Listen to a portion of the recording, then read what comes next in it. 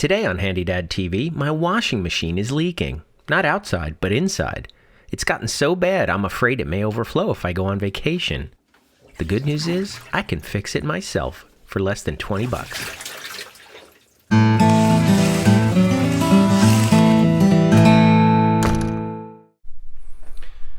Alright, so this is the laundry room. The problem that I'm having is with the washer, of course. It's leaking and water fills up when it's not being used for, a couple days. It was used this morning, so of course there's no water in it now. But, and of course I've got mine stacked, so that's going to be a bit of a challenge. Of course I have to take the top one off. But the good thing about it is that this is Kenmore, and although Sears is going through some tough financial times, I've had lots of good luck with Sears appliances in the past. So Kenmore is of course Sears. And the good thing about it is you can go to Sears Parts online and get a schematic of the whole washer. And that's what I did to try and figure out where's the valve in there that might cause this problem. And the good thing is there's one valve that has two solenoids in it. That's the part. The two washer hoses connect there, and one of them is hot, one of them is cold.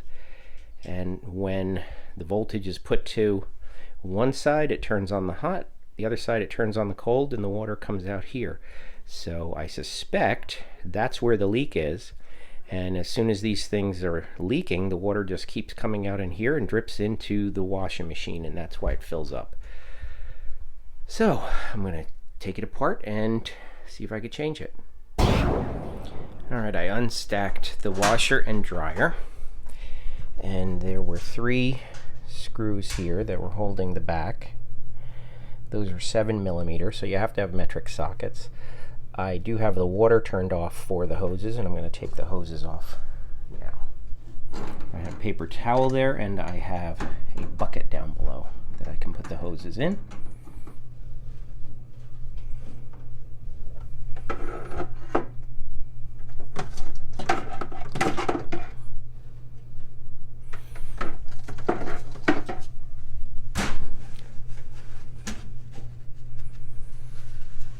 Now I gotta get this open so that I can get to that.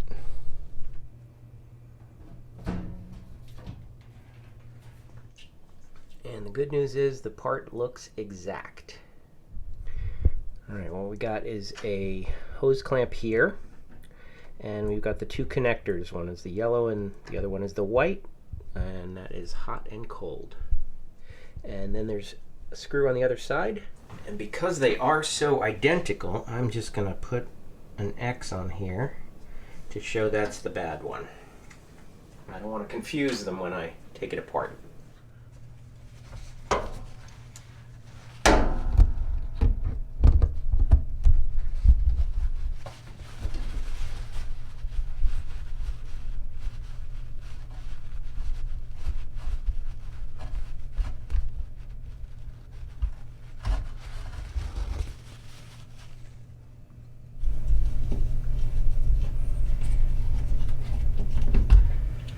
The only special tool I needed besides the metric sockets is a Torx screw. This is a Torx head on it. So I have this little quickie thing that has 7 different Torx sizes, and this turns out to be a T20 is the size.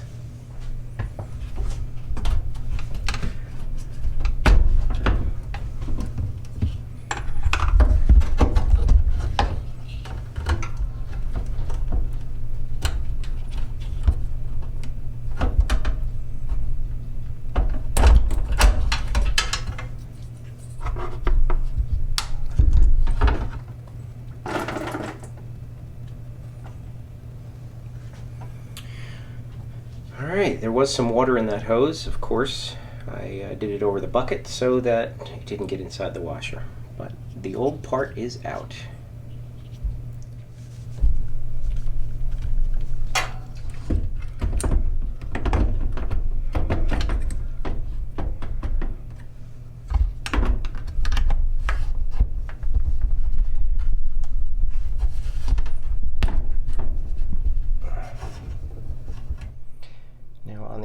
one, you can see there is a slot right there where my finger is.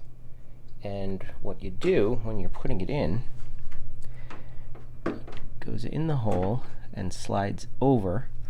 So when the screw hole lines up, you can see it slides over the metal right here, and that's really what holds it. The screw just keeps it in place.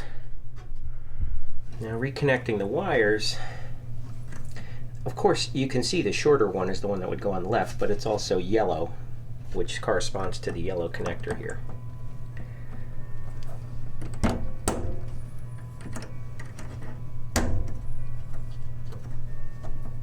Okay, I reconnected the hoses and turned the water back on.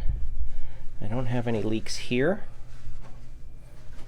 Just making sure they're nice and dry so that I'll test it now. I plugged it in and I'm just going to run it real quick just to see, make sure I don't have any leaks.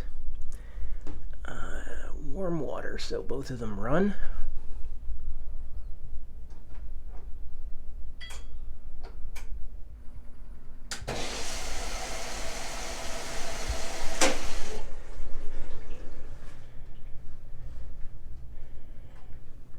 Just check for leaks. This is water from before.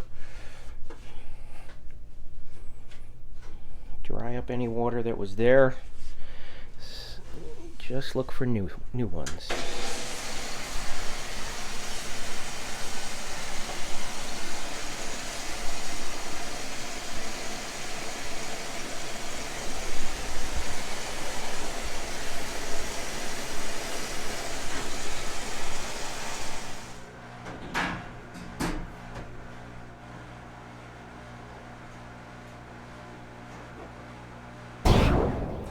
Alright, so there were no leaks, and I put it all back together, stacked them up again, and everything is back to normal. So we are good to go. And this little thing, I just want to tell you, it is not a Kenmore part. In fact, Kenmore washers and dryers are made by Whirlpool. This part is used in a lot of different washers, including Whirlpool and Amana, as well as probably some others too. So it's pretty universal. You'd be surprised. The best part is it only cost me $18.50 on Amazon. I'll put the link to it in the video description below.